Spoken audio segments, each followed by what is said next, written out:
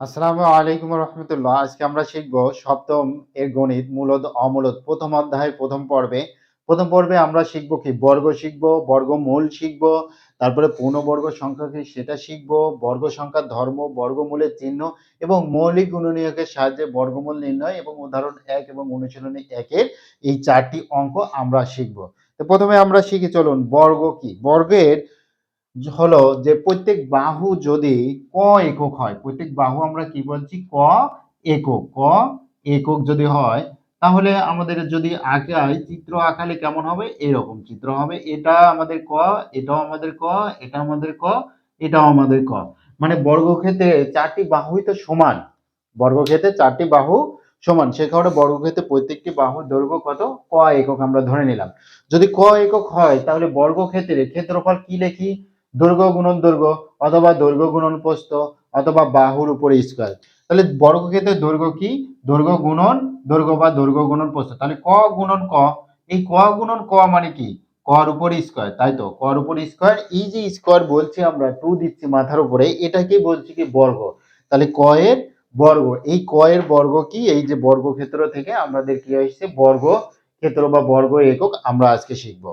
আচ্ছা, এখন যদি ধরে নেন যে আমরা এখানে তিনটা মার্বেল আঁকালাম বা তিনটা বৃত্ত আঁকালাম। এখন এই তিনটা বৃত্ত আমরা কি করব, চতুর্দিকে মানে এদিকে আমরা তিনটা দিলাম, এদিকেও আমরা কয়টা দেব, তিনটা দেব। এইবার বর্গক্ষেত্র আঁকালাম। এখন দেখুন এদিকেও তিনটা, এদিকেও তিনটা, তাহলে 3 গুণন 3 যদি আমরা লিখি, তাহলে 3 এর উপর স্কয়ার আমরা কত লিখবো, 3। আর 3 গুণ করলে কত হবে, 9। তার মানে কোনো সংখ্যার উপর বর্গ থাকা মানে কি, সেই সংখ্যাকে 2 বার গুণ। এখানে 2 বার গুণ হয়েছে, সেই কারণে আমরা তার উপরে কি দিয়েছি, বর্গ চিহ্ন দিয়েছি। এখানে দেখুন তো কয়টি বৃত্ত আছে, অবশ্যই 9টি আছে। এইদিকেও আমাদের 3টি, এদিকেও আমাদের 3টি। আমাদের এদিকেও মানে অনুভূমিক ভাবে আমাদের 3টি আছে, এবং উল্লম্ব ভাবে খাড়া ভাবে আমাদের কি আছে, 3টি আছে। সমান সংখ্যক সারি এবং সমান সংখ্যক কলাম আছে, সেটা আমরা পরে অন্য অঙ্কে শিখবো। আচ্ছা, এই গেল আমাদের বর্গ নির্ণয়। এবার বর্গ আর বর্গমূল কি, এদের মধ্যে সম্পর্ক কি, সেটা চলুন শিখি। বর্গ এবং বর্গমূল, দেখুন কোনো সংখ্যাকে সেই সংখ্যা দ্বারা গুণ করলে যে গুণফল পাওয়া যায় তা ওই সংখ্যার বর্গ। কোন সংখ্যার বর্গ, কোনো সংখ্যা যেটা সেটার বর্গ, এবং ওই সংখ্যাটি গুণফলের কি, বর্গমূল।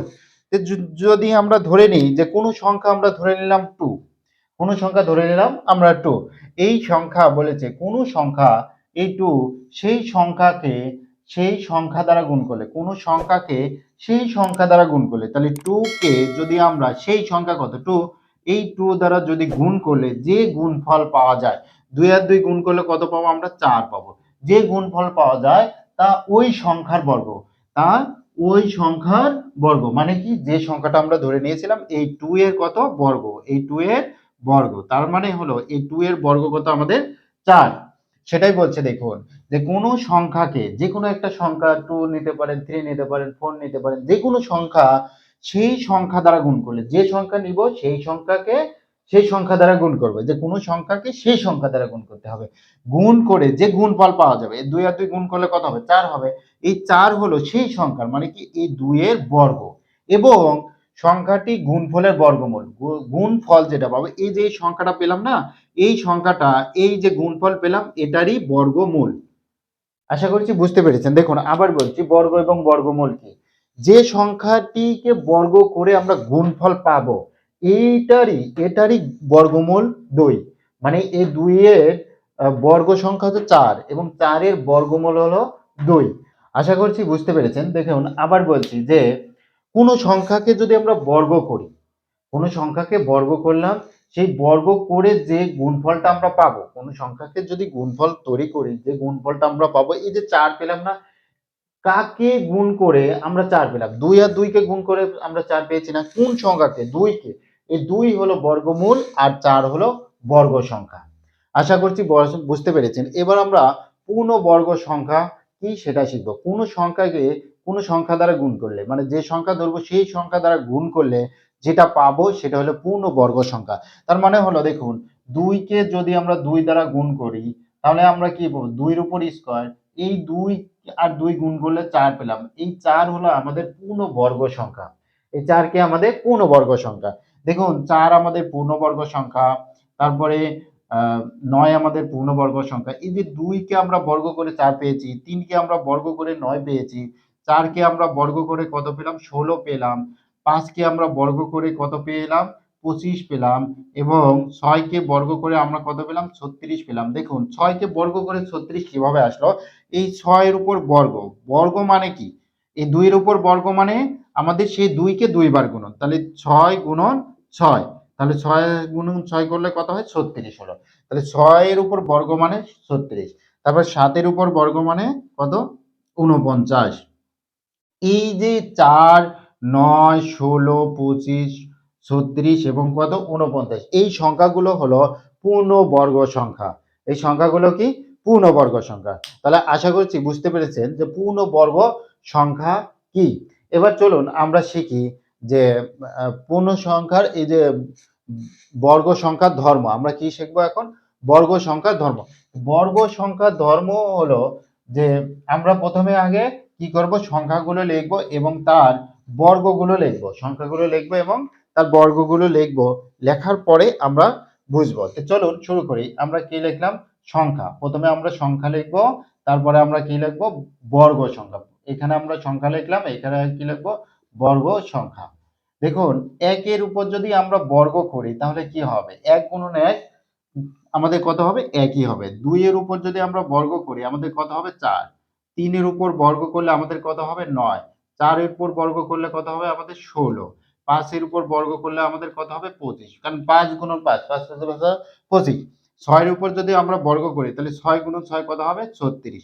৭ এর উপর বর্গ করলে ৭ ৭ ৪৯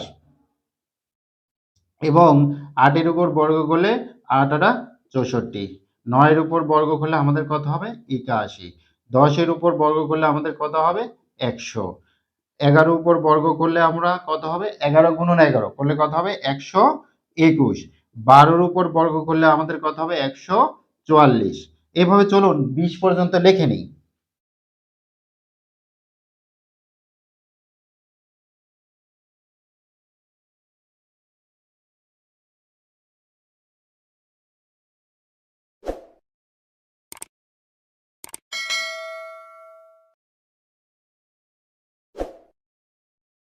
এবার লক্ষ্য করুন যে এই সংখ্যাগুলোর বর্গ সংখ্যার ধর্ম বুঝছি আমরা কি? আমরা কি বুঝছি এখন? বর্গ সংখ্যার ধর্ম।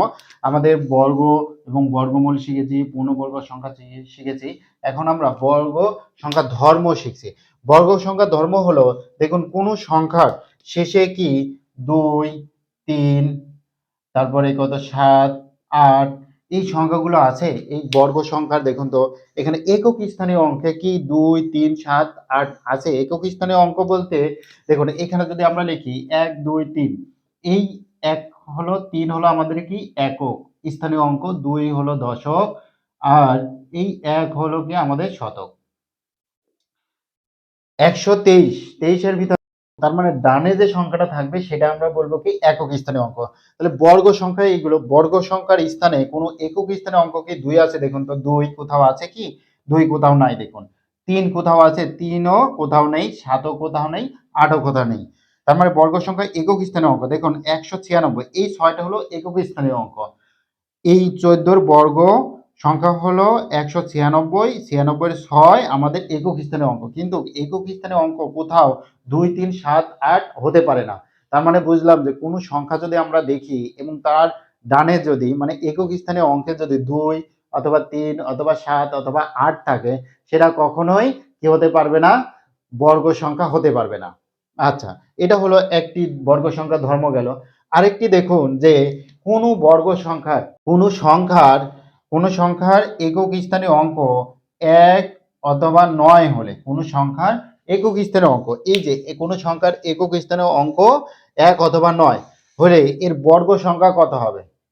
এর বর্গ সংখ্যার একক স্থানীয় অঙ্ক কত হবে? দেখুন লিখি কোনো সংখ্যার একক স্থানীয় অঙ্ক কোনো সংখ্যার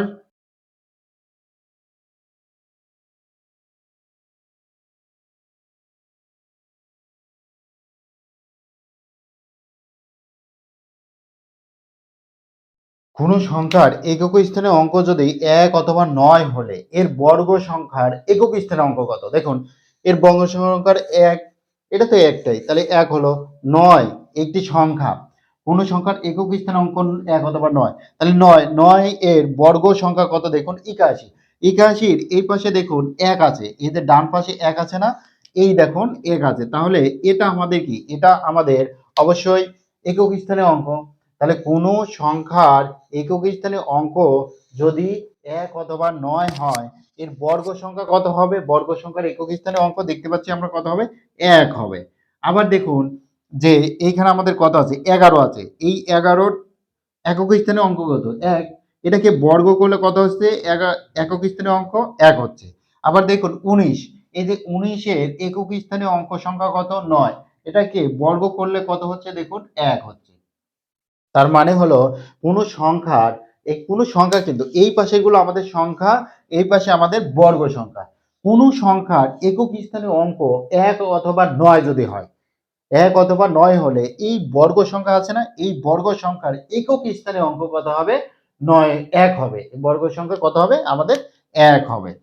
আশা করছি বুঝতে পেরেছেন। এবার দেখুন কোন সংখ্যার এই যে সংখ্যাগুলো আছে না, কোন সংখ্যার একক স্থানীয় অঙ্ক যদি ৩ অথবা ৭ হয়, কোন সংখ্যার একক স্থানীয় অঙ্ক যদি ৩ বা ৭ হলে এর বর্গ সংখ্যা কত হবে? এর বর্গ সংখ্যা কত হবে দেখুন তো? কোন সংখ্যার একক স্থানীয় অঙ্ক ৩ অথবা ৭ হলে ৩ ৩ অথবা ৭ হলে এর বর্গ সংখ্যার একক স্থানীয় অঙ্ক ৯ হবে। সেটা কিভাবে? এখন লক্ষ্য করুন যে এই যে সংখ্যা আছে, এই সংখ্যার একক স্থানীয় অঙ্ক ৩, এর বর্গ সংখ্যা দেখেন ৯। আবার দেখুন ৭ এর একক স্থানীয় অঙ্ক কত? ৯। আবার দেখুন ১৩, এই যে ১৩ আছে না? ১৩ একটি সংখ্যা। এই সংখ্যার বর্গ করলে বর্গ সংখ্যা কত আছে? ১৬৯। ৬৯ এই দেখেন লাস্টে একক স্থানে কত আছে? ৯ আছে। তার মানে বুঝলাম যে কোন সংখ্যার একক স্থানীয় অঙ্ক ৩ অথবা ৭ হলে এর বর্গ সংখ্যার একক স্থানীয় অঙ্ক কত হবে? অবশ্যই ৯ হবে। আবার দেখুন এখানে কত হচ্ছে? ১৭ যদি নেই, এই যে ১৭ একক স্থানীয় ৭, এখন বর্গ সংখ্যা কত আমাদের দেখুন তো? এখানে একক স্থানীয় অঙ্ক এই দেখেন অবশ্যই ৯ হয়েছে। তার মানে এটা কত হবে আমাদের? ৯ হবে। এবার লক্ষ্য করুন যে কোন সংখ্যার একক স্থানীয় অঙ্ক যদি ৪ অথবা কত হয়? ৬ হয়। কোন সংখ্যার একক স্থানীয় অঙ্ক যদি কত হয়? ৪ বা ৬ হলে আশা করছি বুঝতে পেরেছেন যে এটা কত হবে? অবশ্যই ৬ হবে। দেখুন ১৪ কোথায় গেল? এই যে ১৪ বর্গ করলে কত হচ্ছে? ১৯৬। ৯৬ একক স্থানীয় অঙ্ক দেখুন কত? ৬। এই দেখুন ৬। একক স্থানে অবশ্যই ৬ হলো। আবার যদি আমরা ১৬ দেখি, দেখুন এই দেখুন ১৬, ১৬ এর একক স্থানীয় অঙ্ক কত? আমাদের ৬। তার মানে কোন সংখ্যার একক স্থানীয় অঙ্ক যদি ৪ অথবা ৬ হয়, তার বর্গ সংখ্যার একক স্থানীয় অঙ্ক কত হবে আমাদের? ৬ হবে। আশা করছি বুঝতে পেরেছেন। এবার বর্গমূলের চিহ্ন কত? বর্গমূলের চিহ্ন হচ্ছে কি এইভাবে দিবেন। বর্গমূলের চিহ্ন কি এইভাবে। এই যে বর্গমূলের চিহ্ন। আশা করছি বুঝতে পেরেছেন। এই যে এটা হলো আমাদের কি বর্গমূলের চিহ্ন। এবার মৌলিক সংখ্যার গুণনীয়কের সাহায্যে আমরা কি শিখব? মৌলিক সংখ্যার গুণনীয়কের সাহায্যে আমরা বর্গমূল নির্ণয় করা শিখব। যেকোনো একটা সংখ্যা নিবেন যেটা আমাদের বর্গমূল হয়, মানে বর্গমূল পাওয়া যায়, কোনো সংখ্যাকে গুণ করলে সেটা আসে, সেটা নিয়ে আমরা শিখব। যেমন ধরে নেই ১৬, ১৬ একটি সংখ্যা। এই ১৬কে ভাঙলে আমরা কত পাবো দেখুন তো? মৌলিক গুণনীয়কের সাহায্যে বলেছে, তাহলে ১৬ আমরা নিলাম, ২ দিয়ে ভাগলে কত হবে? ৮ দুগুণ ১৬, ২ দিয়ে ভাঙলে কত হবে? ২ দ্বারা ভাগ করলে ৪, ৪ দুগুণ ৮, আবার ২ দ্বারা ভাগ করলে ২ দুগুণ ৪। এই যে ১৬ পেলাম, এইখানে ১৬ সমান আমাদের কত দেখুন তো? ২ গুণন ২ গুণন ৪ টা আমাদের ২। ৪ টা ২ নিলাম। ৪ টা ২ নেওয়ার পরে এবার আমরা কি করব? এদেরকে জোড়ায়, জোড়ায় আমরা সাজাবো। কি বললাম? এদেরকে জোড়ায়, জোড়ায় মানে প্রত্যেক জোড়ায় করে নিব। তাহলে ২ গুণন ২ আমরা নিলাম। আরেকটা জোড়া কত হবে? ২ গুণন ২। দেখুন এই জোড়া আমরা নিলাম, আবার এই জোড়া আমরা নিলাম। তাহলে ২ গুণন ২। তাহলে ১৬ এর বর্গমূল, ১৬ এর বর্গমূল। ১৬ এর বর্গমূল কত? আমরা বর্গমূল চিহ্ন দিলাম, আমরা ১৬ লিখলাম। এখন প্রত্যেক জোড়া থেকে আমরা একটি করে সংখ্যা নেব। এই জোড়া থেকে আমরা একটি 2 নিলাম এবং এই জোড়া থেকে আমরা কয়টি 2 নেব? একটি 2 নেব। তাহলে আমাদের কত হলো? ৪ হলো। তার মানে ১৬ এর বর্গমূল কত? ৪। এই ৪ কে গুণ করেন ২ বার। ৪ গুণন ৪, ৪ আর ৪ গুণ করলে কত হবে? ১৬। তাহলে ১৬ হলো বর্গ সংখ্যা আর ৪ হলো বর্গমূল সংখ্যা। আশা করছি বুঝতে পেরেছেন। আবার বলছি দেখুন, কোন সংখ্যাকে সেই সংখ্যা দ্বারা গুণ করলে গুণফল যেটা হবে সেটা হলো কি বর্গ সংখ্যা। তাহলে এই 4 কে 4 দ্বারা গুণ করলে যেটা হবে সেটা কি বর্গ সংখ্যা, এবং এই কাকে গুণ করছে, 4 কে তো গুণ করছে, তাহলে 4 হলো আমাদের কি বর্গমূল। তা আশা করছি বুঝতে পেরেছেন। এবার আমরা কত নম্বর উদাহরণ করব? 2 নম্বর, 1 নম্বর উদাহরণটা, অঙ্কটা সমাধান করব। তো চলুন দ্রুত আমরা সমাধান করি। 1 নম্বরে উদাহরণ কত আছে? আমাদের আছে 31 এবং 36। এটাকে যদি আমরা 2 দ্বারা ভাগ করি তাহলে কত হয় দেখুন তো? 31 এবং 36। 31 এবং 36 কে 2 দ্বারা ভাগ করলে হয় 15, 6, 8। এটা হলো। এটাকে যদি আমরা আবার 2 দ্বারা ভাগ করি তাহলে কত হবে দেখুন তো? 7, 8, 4। এটাকে আমরা 2 দ্বারা ভাগ করব। 2 দ্বারা ভাগ করলে আমাদের কত হবে? 3, 9, 2। আবার আমরা 2 দ্বারা কি ভাগ করতে পারবো? আমরা পারবো। 2 দ্বারা ভাগ করলে আমাদের কত হচ্ছে? 1, 9, 6। এটাকে আমরা আবার 2 দ্বারা ভাগ করব। 2 দ্বারা ভাগ করলে আমাদের কত হচ্ছে? 9, 8। এটাকে যদি আমরা 2 দ্বারা ভাগ করি তাহলে আমাদের কত হচ্ছে? 49। এটা আমাদের কত হলো? 49। এটাকে কি আর 2 দ্বারা ভাগ করা যাবে? অবশ্যই যাবে না। তাহলে এটাকে কত দ্বারা যাবে? 7 দিয়ে যাবে। 7 গুণন 7। তাহলে 7 7 টা 49 হলো। এই সংখ্যাকে আমরা ব মানে ভেঙে আমরা কত পেলাম? এভাবে আমরা পেলাম। যেটা আমরা লসাগু বলে থাকি। আচ্ছা, এইবার আমরা কি পেলাম? এটাকে 3, 1, 3, 6 এটাকে ভেঙে আমরা কয়টা 2 পেয়েছি? 1, 2, 3, 4, 5, 6। 6 টা 2। সেভাবে আমরা লিখব 2 গুণন 2 গুণন 2 গুণন 2 গুণন 2। কয়টা 2 হলো? 2, 4, 5 টা হয়েছে, 6 টা নিলাম। আর আর কি আছে আমাদের? 7 গুণন 7। এইটা আমাদের সংখ্যা। এখন এদেরকে আমরা করব কি? জোড়ায় জোড়ায় আকারে সাজাবো। তাহলে 2 গুণন 2 আমরা সাজালাম, এই 2 টা নিলাম। তারপরে আমরা কি করব? এই 2 টা নেব। আচ্ছা, 2 গুণন 2 নিলাম। তারপরে আমরা এই 2 টা নিব। 2 গুণন 2। তারপরে আমরা কি করব? এই 2 টা নেব। তাহলে 7 গুণন 7। এখন আমরা বলছি কি 3136 এর বর্গমূল নির্ণয় করব। এইখানে লিখতে পারেন, এখানে কথাটা লেখা ভালো। তাই এখানে কি লিখব? যে আ 3136 এর বর্গমূল, এর বর্গমূল। অবশ্যই আমরা কি করব? 3031 কে বর্গের ভিতরে লিখব। 3031 কে অবশ্যই বর্গের ভিতরে লিখতে হবে। আমরা এখন কি করব? দেখুন, এখন প্রত্যেক জোড়া থেকে একটি করে সংখ্যা নেব। এই জোড়ায় কি আছে? 2 টি 2 আছে, আমরা একটি 2 নেব। আবার এই জোড়ায় 2 টি 2 আছে, আমরা একটি 2 নেব। এই জোড়ায় 2 টি 2 আছে, আমরা একটি 2 নেব। এই জোড়ায় 2 টি 7 আছে, আমরা একটি 7 নেব।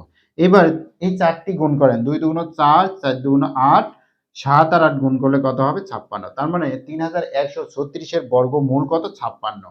এটাই আমাদের উত্তর। এই যে 1 নম্বর উদাহরণ 1 এর। আশা করছি বুঝতে পেরেছেন। এবার আমরা চলুন আ উদাহরণ অনুশীলনী আমরা কত করব? অনুশীলনীর 1 নম্বরে যে 4 টি অঙ্ক আছে সেই 4 টি অঙ্ক আমরা সমাধান করব। চলুন 4 টি অঙ্ক আমরা সমাধান করি। এবার ১ নম্বরে এই যে অনুশীলনী একটা মৌলিক গুণনীয়কের সাহায্যে বর্গমূল নির্ণয় করো। এই অঙ্কটি ঘ নাম্বার থেকে শুরু করে, কঠিন থেকে শুরু করে সহজের দিকে আসে। তাহলে ঘ নাম্বার আমাদের কত আছে দেখুন তো? আমাদের আছে ১, ১, ০, ২, ৫।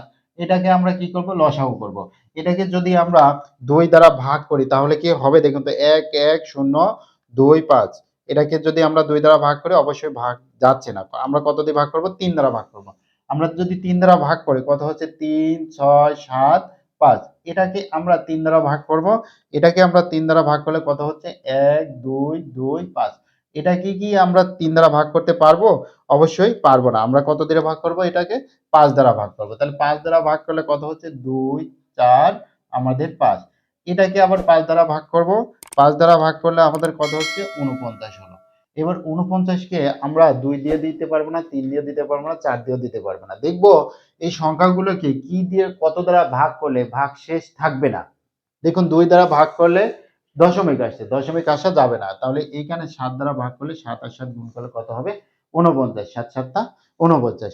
এবার আমরা কি করব? এতএর এখানে লিখব যে এইগুলো আমরা যেভাবে লিখলাম এইভাবে গুণ করে আমরা লিখব। তাহলে এখানে ৩১, ১, ০, ২, ৫ সমান কত আমাদের? ৩ গুণন ৩ গুণন ৫ গুণন ৫ গুণন ৭ গুণন ৭। এখন আমরা কি করব? জোড়ায় জোড়ায় লিখব। দেখুন ৩ আর ৩ আমরা এক জোড়া আকারে লিখে নিব। আবার কি করব? ৫ গুণন ৫ আমরা লিখে নিব। আবার 7 গুণন 7 আমরা কি করব লিখে নেব। এখন প্রত্যেক জোড়া থেকে একটি করে নেব। কেন?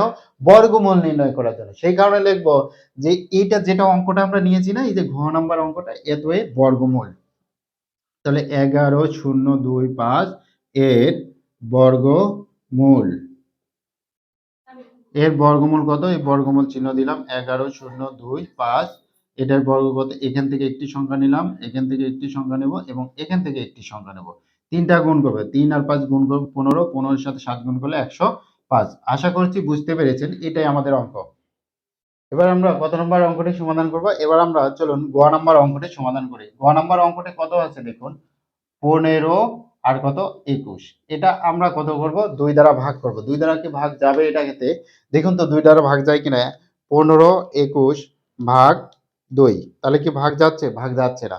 এবার আমরা কত দিয়ে ভাগ করব? 3 দ্বারা ভাগ করব, দেখি ভাগ যায় কিনা। অবশ্যই 3 দ্বারা যাচ্ছে। তাহলে আমরা 3 দ্বারা ভাগ করলাম। 3 দ্বারা ভাগ করলে আমাদের কত হচ্ছে? 507। এই 507 কে আমরা কি করব? আবার 3 দ্বারা ভাগ করব। ভাগ করলে 3 দ্বারা ভাগ করলে আমাদের কত হচ্ছে? 1 6 9। এটাকে যদি আমরা 3 দ্বারা ভাগ করে 169 আসছে, এটা আমরা কি করব? 13 দ্বারা ভাগ করব। দেখুন 1 2 3 4 5 6 7 8 এইভাবে দেখব, অবশ্যই যাবে না। তাহলে না গেলে আমরা কি করব? 13 দ্বারা ভাগ করলে 13 আর 13 গুণ করলে কত হবে? 169। 13 কে আর যাবে না যেহেতু মৌলিক সংখ্যা। তাহলে এখানে আমরা লিখতে পারি, এখানে আমাদের কি হলো? 1 5 2 1। এটা কি করার পরে আমরা কি করব? দেখুন লসাগু কি করি? আমরা সেই সংখ্যাকে গুণ করি, যেগুলো দিয়ে আমরা লসাগু করি সেগুলো আমরা গুণ করব। 3 গুণন 3 গুণন 13 গুণন 13। এখন আমরা কি করব? জোড়ায় জোড়ায় আকারে লিখব। তাহলে 3 গুণন 3 লিখলাম, আবার 13 গুণন 13 আমরা লিখলাম। এইবার এই 15 আর 21 এর বর্গমূল নির্ণয় করছে না, সেটাই আমরা লিখব, যে 15 21 এর বর্গমূল। বর্গমূল কত? বর্গ চিহ্ন দিলাম, 15 আর 21 লিখলাম। এবার এইখান থেকে এক জোড়া থেকে একটি সংখ্যা নেব, আর এইখান থেকে এক জোড়া থেকে একটি সংখ্যা নেব। এখান থেকে নেওয়ার পর আমাদের কত হলো? 3 তেরং 39। 3 তেরং 39, এটা আমাদের উত্তর। তাহলে আমরা বুঝতে পেলাম যে ক খ গ, মানে ক খ করিনি, ক খ করব, এবং গ এবং ঘ বুঝতে পারলাম যে কিভাবে অঙ্কগুলো সমাধান করতে হয়। এবার চলুন আমরা দ্রুত ঘ ক এবং খ অঙ্ক দুইটা সহজেই, একদম সহজ, ক এবং খ একদম সহজ, চলুন দ্রুত করে নিই। যে খ নম্বর কত আছে দেখুন, 5 2 9। এই অঙ্কটি আছে, এই অঙ্ক দ্বারা কে আমরা কি দ্বারা ভাগ করলে ভাগ যাবে? দেখুন কত আছে? 5 2 9। 5 2 9, 5 2 9 আমরা যদি ভাগ করি তাহলে আমাদের 2 দিয়ে 3 দিয়ে 4 দিয়ে 5 দিয়ে এভাবে চেষ্টা করব। দেখব কতদূর পর্যন্ত গেলে আমাদের ভাগশেষ কত হবে? শূন্য হবে, মানে দশমিক থাকবে না। দেখুন আমরা যদি 23 দ্বারা ভাগ করি, 23 আর 23 গুণ করলে কত হচ্ছে? এটা হচ্ছে। তাহলে 5 2 9 এখানে যদি আমরা লিখি, এখানে 5 2 9 সমান কত? 23 গুণন 23। তাহলে এইখানে তো আমার জোড়া আকারে সাজানোর দরকার নেই। তাহলে 5 2 9 এর বর্গমূল,